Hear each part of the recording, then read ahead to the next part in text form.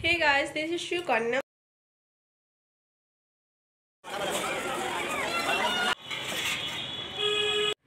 Hey guys, this is Shukarna. Welcome back to my channel Shukarna Vlogs and Tips. আর আজকে আমি সকাল থেকে আমার ব্লগটা স্টার্ট করছি। অনেক দিন পরে আমি কলকাতা আসার পর একটাও ব্লগ তোমাদের সঙ্গে শেয়ার করিনি। খুবই ব্যস্ত থাকি, তাই জন্য আর ব্লগগুলো শেয়ার করা হয় না। তা আজকে তো পয়লা বৈশাখ, ভাবলাম তোমাদের সঙ্গে আজকের ব্লগটা আমি শেয়ার করি। আজকে আমি দিনটা কেমনভাবে কাটাচ্ছি তোমাদের সঙ্গে। চলো ব্লগটা দেখতে থাকো। আশা করি ব্লগটা দেখতে তোমাদের খুব ভালো লাগবে। তার আগে সবাইকে জানাই শুভ নববর্ষ। সবাই খুব ভালো থাকো। বাংলার নতুন বছর শুরু হচ্ছে, এই দিনগুলো সবার খুব ভালো কাটুক। চলো আজকের দিনটা আমি কীভাবে শুরু করছি তোমাদের সঙ্গে শেয়ার করছি। আশা করি তোমাদের দেখতে খুব ভালো লাগবে। চলো দিনটা শুরু করা যাক। আমি ঘুম থেকে উঠেই কিছুটা ভিডিও শ্যুট করেছিলাম, যেটা ইন্ট্রো দেওয়ার আগে ছিল, তাই আমি ইন্ট্রো দেওয়ার পরে ওইটা তোমাদের সঙ্গে শেয়ার করছি। বাড়ির সব কাজ গুছিয়ে ব্রেকফাস্ট কিছুটা আমি এগিয়ে নিয়ে তারপর বাজারের জন্য বেরোচ্ছি। এখন আমি যাব বাজার, আর মেয়ে ঘুমোচ্ছে। মেয়েকে রেখে দিয়ে আমি বাজারে যাচ্ছি। চলো ঘুরে এসে দেখা করছি।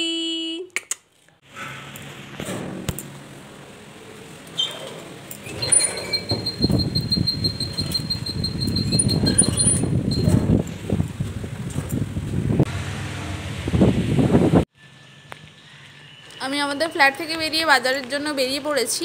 আর আমাদের এখানের ভিউটা খানিকটা এমন, আগে আমি থাকতাম যেখানে, সেখানের ভিউটাও আমি আমার ব্লগে শেয়ার করেছি। আমাদের ফ্ল্যাট থেকে বেরোলেই সামনে একটা বড় গ্রাউন্ড আছে, যেখানে ফুটবল শেখানো হয়। দেখতে তো দারুণ লাগে। ছোটো ছোটো বাচ্চারা সকালে সন্ধ্যাবেলা ওখানে খেলা করে। তা বাদেও এখানে আরেকটা ক্লাব আছে যেখানে ক্যারাটা শেখানো চলছে। এটা আমার জানা ছিল না, আজকে আমি বাজার বেরোনোর পর আমি বুঝতে পারলাম। এসে করে প্রথমেই ঠাকুরের জন্য ফুল নিলাম। এখানেও ভালোই ফুল পাওয়া যায়। যেখানে আমি থাকতাম গাঙ্গুলি বাগানে, সেখানেও ভালো ফুল পাওয়া যেত। আমি ভেবেছিলাম এখানের বাজার আমার আগে ভিজিট করা হয়নি, তাই আজকেই আমি ভিজিট করছি ফার্স্ট টাইম। কিছু সবজি কিনলাম, মিষ্টি কিনলাম, তারপর বাড়ি চলে এসে সব রান্না কমপ্লিট করে ঠাকুরকে ভোগ দিয়ে, এই যে দেখতেই পাচ্ছ তুলসী পাতা দেওয়া ভোগগুলো, ওগুলো আমি খাবারে সাজিয়ে দিয়েছি। আজকে ব্রেকফাস্টে ছিল লুচি, ছোলার ডাল, সিমুই আর আলু কষা, তার সঙ্গে মিষ্টি। আমাদের খাওয়া দাওয়া তো কমপ্লিট, মানেরও খাওয়া দাওয়া তৈরি হয়ে গেছে। আর এর জন্য এই যে রাইস কুকারে রাইস হয়ে গেছে। এখানে জল গরম বসিয়ে দিয়েছিলাম, হয়ে গেছে।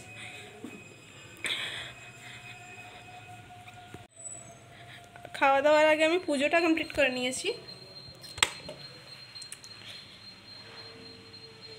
ঠাকুরকে ভোগ দিয়ে পুজো করে নিয়েছি। আর অ্যাডির এখন স্নানের টাইম। আর আমাদের আজকে এক জায়গায় ইনভাইট আছে। আমাদের টপ ফ্লোরে নতুন ফ্ল্যাট নিয়ে কেউ এসছেন, তো ওনারা আমাদেরকে ইনভাইট করে। এই যে অ্যাডির জন্য স্নানের জল রেডি হয়ে গেছে। চলো অ্যাডিকে স্নান করি, তারপর দেখা হচ্ছে। অ্যাডি পয়লা বৈশাখের জন্য সম্পূর্ণ রেডি। এখানে আমিও রেডি হয়ে গেছি। ওই যে বললাম ইনভাইট আছে, ওখানে পুজো হচ্ছে, তো পুজোতে আমি যাব ওখানে। ওই উপরে কাকিমা এসে আমাকে ডেকে দিয়ে গেছেন। আবার আমি রেডি হয়ে গেছি, আর এখন আমি যাব ছাদে। আগেই বললাম যে আমাদের একটা ইনভিটেশন আছে, আর ওনাদের বাড়িতে পুজো হচ্ছে, তাই চলো আমি আর অ্যাডি ঘুরে আসি, তারপর তোমাদের সঙ্গে দেখা করছি। আমি ওখান থেকে ঘুরে এসে কিছুক্ষণ রেস্ট নিয়ে খাওয়ার জন্য নিচে গেছিলাম, তো খাওয়ার ভিডিওটা আমি শ্যুট করতে পারিনি। তারপর খাওয়া দাওয়া শেষ করে আমরা আবার রুমে চলে এসেছি। অ্যাডিকে তার বাবা নিয়ে খুব ব্যস্ত। তারপর আমি অ্যাডিকে বললাম ছেড়ে দিতে, ওর নিচে খেলাধুলা করতে খুব ভালোবাসে, তো রীতিমতো খেলাধুলা করুক। তোমরা ব্লগটা দেখতে থাকো।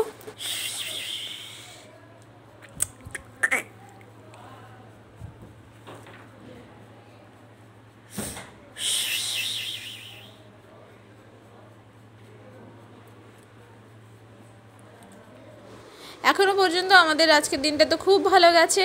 আর এরপরে আমরা একটু বেরোবো ভেবেছি, যদি বেরাই তোমাদের সঙ্গে শেয়ার করব অবশ্যই। চলো তাহলে দেখতে থাকো।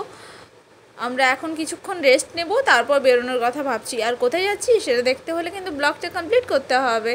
তো চলো দেখতে থাকো। অ্যাডির এখন ঘুম পেয়েছে, এখন অ্যাডির রেস্টের টাইম। তারপর বিকেলে আমরা বেরিয়ে গেছিলাম স্বামীনারায়ণ মন্দির, যেটা কলকাতাতে আছে। আর এটা অনেক দিন ধরেই যাওয়ার ইচ্ছা ছিল। আমি যখন প্রেগনেন্ট ছিলাম তখনই বলেছিলাম আমি যাবো, কিন্তু অনেকটা দূর ডিস্টেন্স হওয়ার জন্য আমি ওখানে যেতে পারিনি। তাই ভাবলাম একদম অ্যাডিকে নিয়েই সঙ্গে যাই আমরা। তো আমরা 3 জন বেরিয়ে গেছিলাম। আর গিয়ে তো আমি সারপ্রাইজড যে এত ভিড় এখানে। আমি ভাবতেই পারিনি যে এইসব জায়গায়ও এতটা ভিড় হবে। যদিও আজকে পয়লা বৈশাখ ছিল, কিন্তু তাও আমি ভাবিনি যে এতটা ভিড় হবে।